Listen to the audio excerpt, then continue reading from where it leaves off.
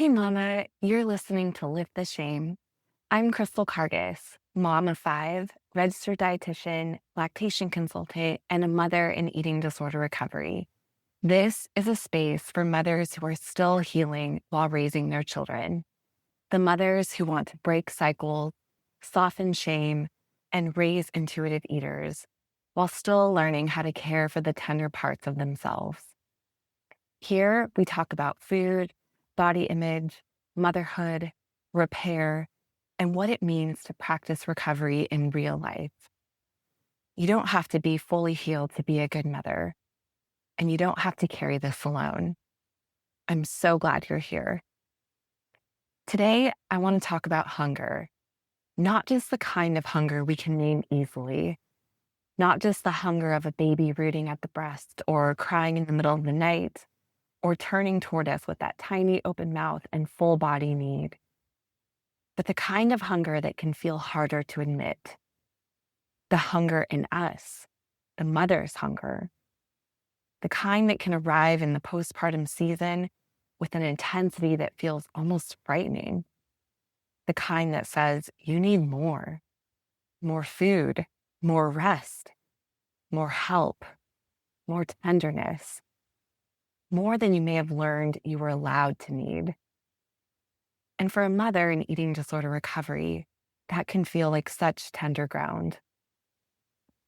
I remember the early postpartum days so vividly. The dim light of the room, the way the house felt quiet but never really still. The baby tucked against me, warm and small and needing me again. Milk-stained clothes, a water bottle somewhere just out of reach. The ache in my body. The strange feeling of being both completely needed and completely depleted. And then hunger. Not a gentle little nudge, not a polite reminder, but a deep, urgent, almost animal kind of hunger. The kind that could wake me up. The kind that made me feel like my body was asking for something before I had time to make sense of it. And I knew in my head that this makes sense. I knew that pregnancy and birth and breastfeeding and sleep deprivation and healing all require nourishment. I knew that lactation demands energy. I knew that a recovering body needs food. I knew all the things I would have lovingly told another mother, but knowing did not always quiet the fear. Because sometimes my baby's hunger felt so much easier to honor than my own. When my baby cried, I moved toward them. When my baby rooted, I responded. When my baby needed to be fed again, even if it had only been an hour, I would say, of course, you're growing. You're allowed to need. You're allowed to be hungry again. But when my own body asked for more, something in me hesitated. Something in me wondered if I could trust it. Something in me wanted to negotiate. Did I really need that much? Should I be hungry again already? Was this normal? Was I eating too often? Was my body changing too much? Would this hunger ever stop? And beneath those questions, there was often something even more vulnerable. What if my need is too much? What if I'm too much? That is the hidden shame I want to name today. For many mothers in eating disorder recovery, postpartum hunger doesn't always feel simple.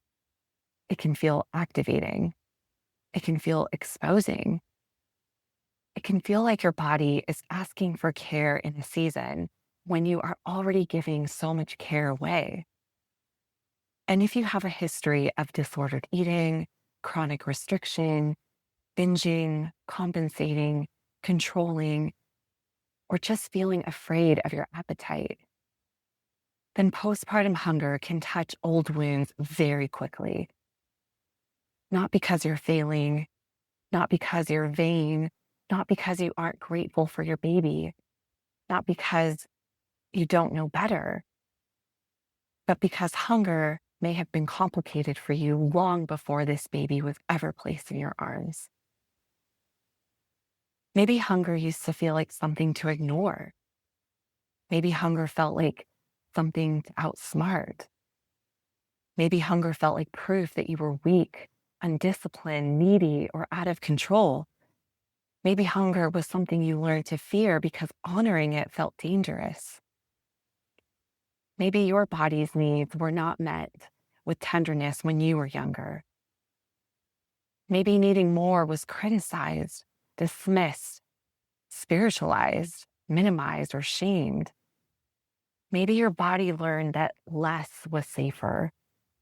Less food, less need, less asking, less taking up space.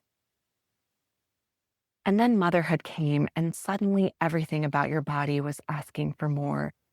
More food, more fluids, more softness, more patience, more recovery, more permission, more receiving. And it can be deeply disorienting when the very season that asks you to nourish so much life also asks you to confront the places where you still struggle to nourish your own. There is something so tender about feeding a baby while still learning how to feed yourself. There is something so tender about becoming a safe place for your child's hunger while your own hunger still feels unsafe inside of you. There is something so tender about saying to your baby, "Of course you can need me," while some part of you is still wondering, "Am I allowed to need too?" If this was or is part of your postpartum experience, I want you to know that you're not alone. You're not the only mother who has felt startled by her own hunger. You're not the only mother who has stood in the kitchen with a baby in one arm and a part of herself quietly panicking about what she needed to eat. You're not the only mother who has been able to respond to her baby with tenderness while responding to herself with suspicion. You are not the only mother who has thought, "Why is this still so hard? I'm a mother now. I thought I would be past this." And friend, I want to say this gently. Motherhood does not erase the parts of us that still need care. Sometimes motherhood reveals them. Sometimes the baby's hunger reveals our own hunger. Sometimes the baby's need reveals the grief we carry around our own unmet needs.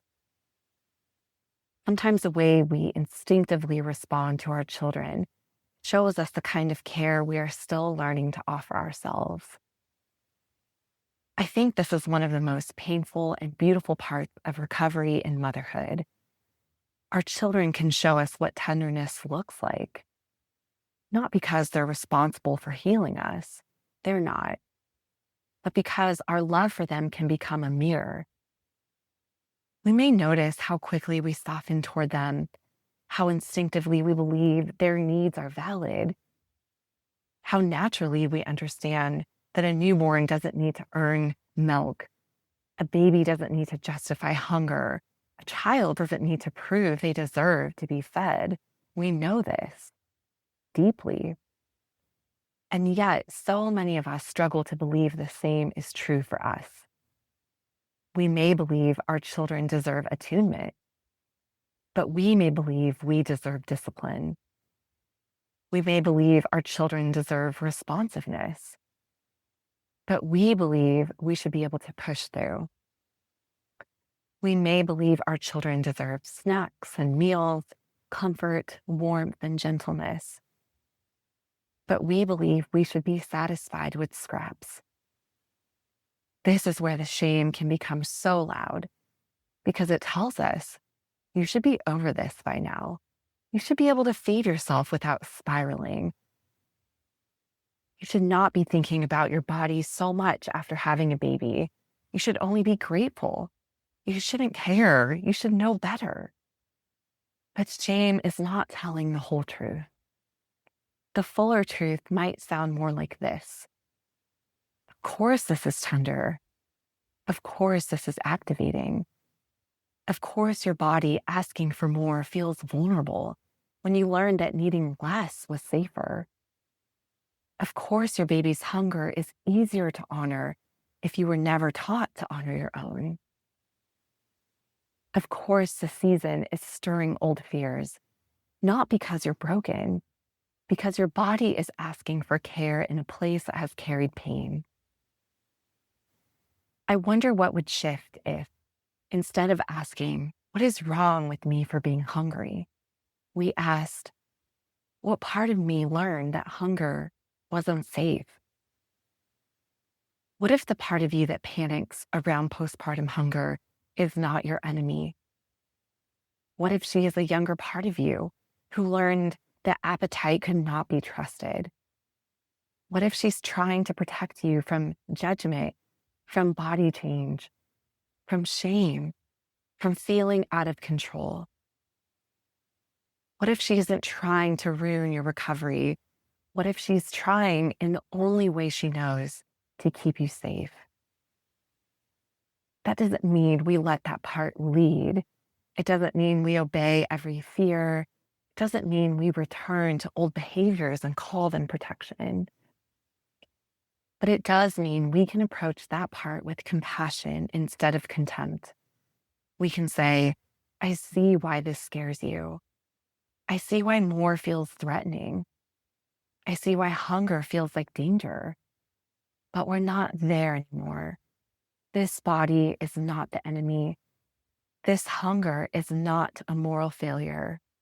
This need is not too much. We are allowed to be fed too."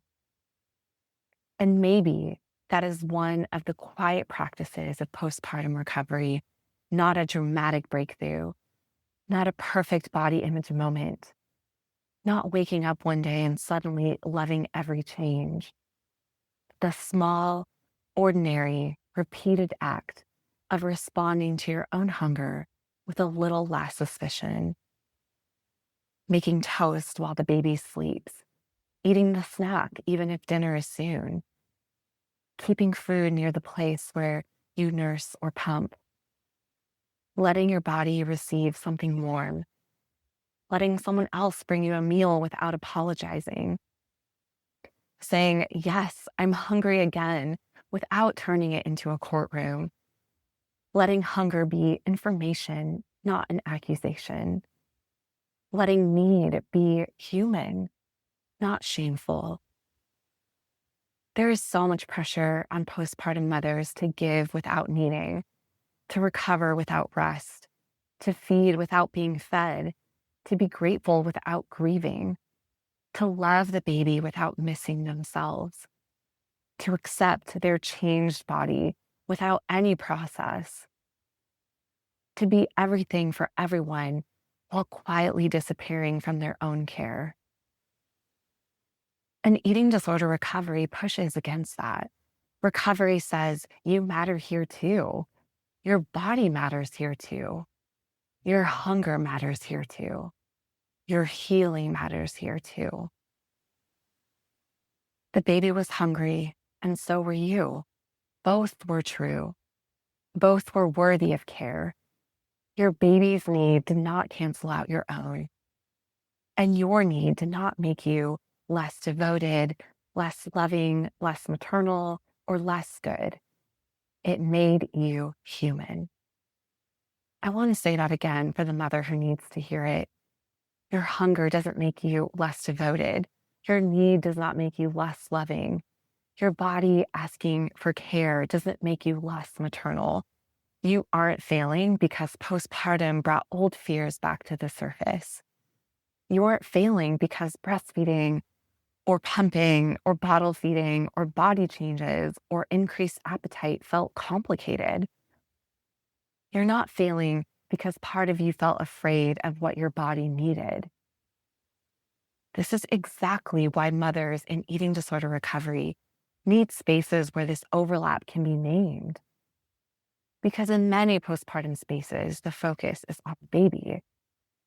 And in many recovery spaces, the focus is on the individual. But here in this overlap, you are both. You are a mother caring for your child, and you're a woman still healing. You're feeding a baby, and you're learning to feed yourself. You're breaking cycles and you're still tender. You are strong and you are allowed to need support. So today, I want to leave you with one small reflection. The next time your body asks for food or rest or water or softness, instead of immediately judging the need, try asking, what would I believe about this hunger if it belonged to someone I loved? Not as a way to shame yourself into doing better, but as a way to borrow the tenderness that comes so naturally when you're caring for your child. What would I believe about this hunger if it belonged to someone I love? Maybe you would believe it made sense. Maybe you would believe it deserved a response. Maybe you would believe it did not need to be earned. Maybe you would believe it was not too much. And maybe slowly, with practice and support, you can begin to believe that about your own hunger too. Thank you so much for being here with me today. If this conversation names something you've been carrying quietly, I'd love to invite you to Lift the Shame, my free monthly support group for mothers and moms to be in eating disorder recovery. It's a gentle space to be with other mothers who understand this overlap: motherhood, recovery, food, body image, and the fear of passing it on. You can find the link to join in the show notes. You don't have to carry this alone. I'm here with you, and until next time, I'll be cheering you on.